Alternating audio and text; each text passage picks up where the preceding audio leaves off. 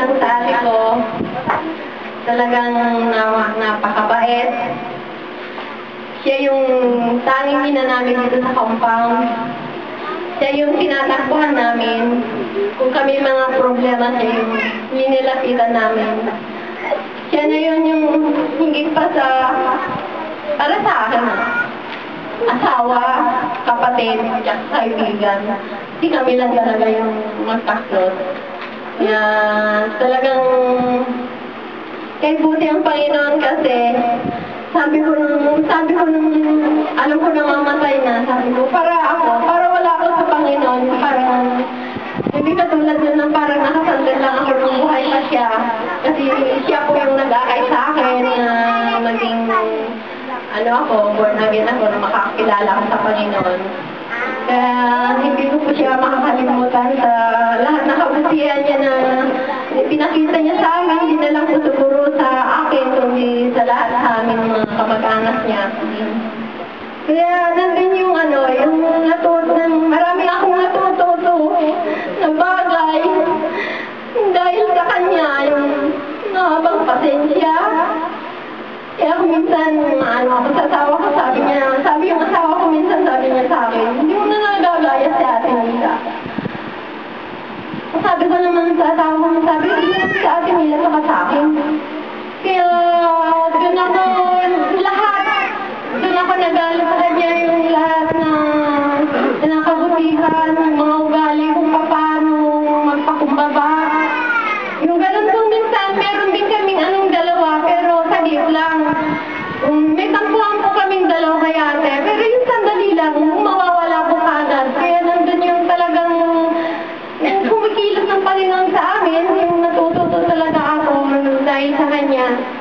Kikita mo yung kabutihan talaga ng Panginoon sa kanya. Talagang napakabait, wala akong masabi. Kahit minsan, masigawan ko siya. Talagang nandun pa rin yung niya. Nakangiti. Minsan nakangiti. Lalabas na lang dito sa bahay kasi minsan nainis talaga ako. Talagang hindi ko siya makalimutan. Iyak pa rin kasi. Ang bait-bait niya. Yung talagang yung ina namin dito talaga. Mga problema yung ganun. Parang dalawa na lang kami nag-share. Yung mga problema niya. Lalo minsan talagang nag-iintid. Kaya sabi ko wala rin. Kaya sabi nga niya sa akin, di ba na sabi na yun, kapag natin tumamat tayo sa loto. Hindi naman po kami gumatay sa loto. Kaya yun, nagtatawanan na lang po kami. Kaya nagpapasalamat ako sa Panginoon kasi nandun yung talagang katatagan ng pananampalataya at saka siya. Talagang marami, hindi ko talaga makakalimutan kahit kasi kahit nasaan man ako, magaan yung pakiramdam ko. Talagang nasa Panginoon ako yung ganun. Kaya papasalamat talaga ako sa Panginoon sa lahat na pinakita din ng ate sa amin. Hindi lang po siguro sa akin, ganun din sa mga anak niya. Talaga yung kabutihan ng Panginoon talaga nandoon. Kaya hindi ko po siya makakalimutan kasi talagang nandun. The best binigay ng Panginoon sa kanya. Salamat. Alam kung paano kong umpisahan na sasabihin ko. Kasi talaga ba naman noon linggo, may group sa Hong Kong. Meron kaming gawain sa grupo. Yun din, ganito magbibigay. Tungkol naman sa mga kapatid, sa mga pamilya. Ang na-share ko siya, sabi ko, meron akong kapatid. Sabi ko, gusto kong kukunin dito kasi may sakit. Gusto ko lang na yung ipag-play nyo. Sabi ko nga, pinag-play. Sabi ko na gusto kong madala dito parang tour lang, parang ipagamot ko. Yun ang sabi ko kasi balak ko siya makatwang sa kapag mag-forgood ako, siya ang kasama ko dun sa talaga yun ang nakakuan ko na kasama ko siya sa pag-negosyo, kung gano'n sa negosyo. Sabi ko, napakabait yung kapatid ko na yun. Siya ang taga-alaga ng mga anak ko. Kahit yung ako pa, ayaw ko payagan. Sabi ko, ang Panginoon, alam mo kung paano siya napakabuting kapatid. Nakabuting sa yan ang anak ko, ang bait-bait talaga, sabi ko. Siya ang tagapag-alaga. Kahit na hirap-hirap ngayon, inaasikaso niya pa rin sa kanila at sa panganak. Noon, nalaman ko namatay kahapon. Pinagtatawagan ko yung naisilang ko. Ha? Sinero lang nung linggo? Ngayon nandyan na, patay. Oo, sabi ko na gano'n. Kaya ipag-play niyo, sige ang tequila, sige ang tawad, hindi ko. Kapag tawad, hindi ko talaga sinasagot. Kasi naririnig nila yun. Huwag ka nag-iyak, sister. Tapos na yun. Kasama na ng Diyos. Sabi mo,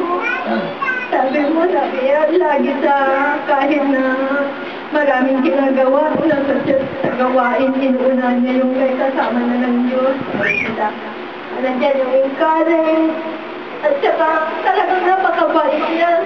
Mula noon, nagpapasalamat ako sa mga kapatid ko para ako'y balo. Kaya pinag-replay ko sa mga kapatiran na nanalangin sa aming mga aming pamilya. Pagamat mga ulila at mga walang ama, wala din ako. Pero inaiwan ko yung mga ko dahil sa kanila. Sa Sally, ganyan sila sumusuporta. At saka yung mga kapatiran na alam ko na kung wala kayo, wala akong lakas na loob na umalis sa ibang bansa. Kaya nagpapasalamat ako ng bukod sa Panginoon dahil siya din ang nag-akit sa akin sa gawain. Pagkos man inaantok ako nung kasi may trabaho ako kahit linggo. Sabi na, sis, may prayer meeting. Natutulog ako sa prayer meeting. Kapag tulog, gising na lang ako kapag nag-amen. Pasalamat pa din ako. Nandiyan siya, nag-encourage kahit na magbakasyon ako dito. Ate, manalangin tayo sa bahay nila. Pupunsulat sila doon. Kaya alam ko kasama na ng Diyos. Sabi ko nga pagdating ko, ate, hindi ka na naghihirap. Salamat mo na ng Diyos. Pero ang sakit sa loob. Kasi pagka bata pa siya, marami pa siya dapat na gawin sa... Kasi kahit na nahihirapan, mamaya nandiyan naglalaba. Nakapasipag, nakapabait, kaya alam ko kasama ang Panginoon na ngayon, nakikita niya tayo lahat.